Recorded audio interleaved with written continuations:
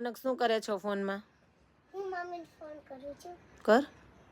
શું કામ કરવો છે?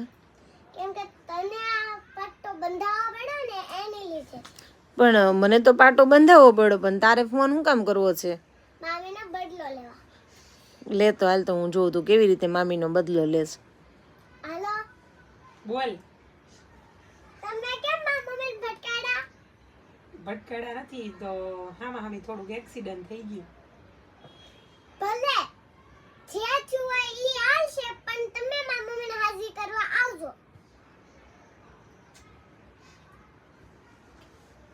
હું આવીશ.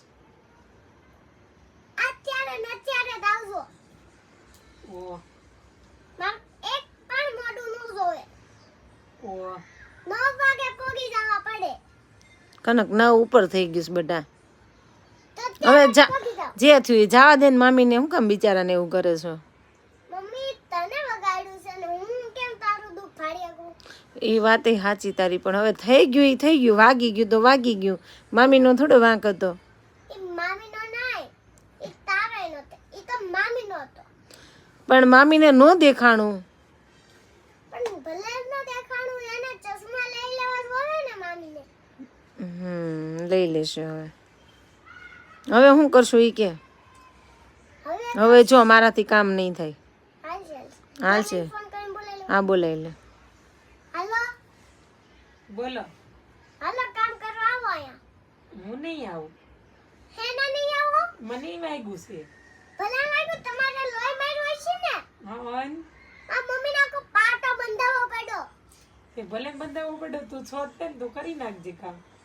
મને આવડે તો એ તો હું શાક બનાવીને તમે વાસણ કચરા પોતું બધું કરજો.